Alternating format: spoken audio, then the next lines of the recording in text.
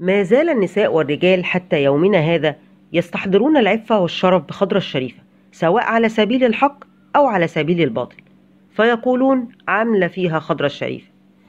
فمن هي خضرة الشريفة؟ خضرة الشريفة في السيرة الشعبية بنت أمير مكة، والدة أبو زيد الهلالي وزوجة رزق الهلالي، أحد أمراء بني هلال العريقة التي كانت تسكن في أرض نجد، والذي كبر عمره دون زواج وأراد الزواج من أجل الإنجاب والحصول على وريث يرث ماله وسلطته. وقد جاء له خاطر كي يتزوج، عليه بالذهاب إلى أرض الحجاز من أجل حج بيت الله، فقد يلقى العروس التي تليق به زوجة في تلك الأرض.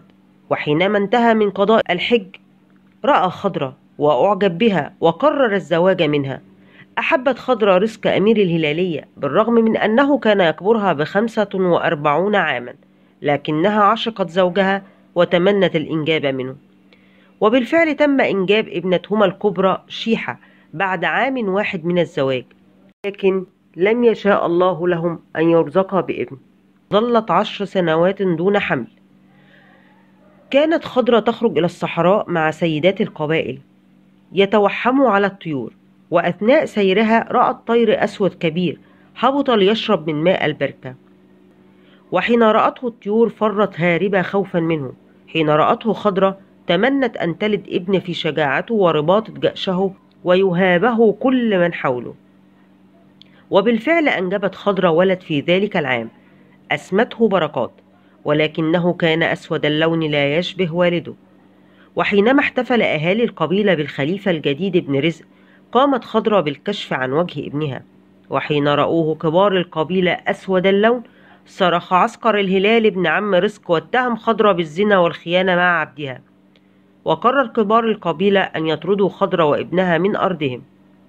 خرجت خضرة مطرودة من قبيلة زوجها بلا مال، ورفضت أن تأخذ أي شيء من مال ابنها دون علم زوجها، وخشيت أن تعود إلى قبيلة أبيها بعد تلك الفضيحة التي تسبب فيها أهل زوجها، واستقرت عند قبيلة بني زحلان الذي كان كبيرهم فاضل الزحلاني الذي وافق على بقاء خضرة وسطهم. استطاعت خضرة أن تربي ابنها بركات وسط قبيلة بني زحلان، وجعلت منه قائدا شجاعا مغوارا، وأطلقت عليه اسم أبو زيد، حيث عرف بعد ذلك في قصص التراث الشعبي باسم أبو زيد الهلالي. ومرت السنوات لتأتي المواجهة بين عسكر الهلال عم أبو زيد.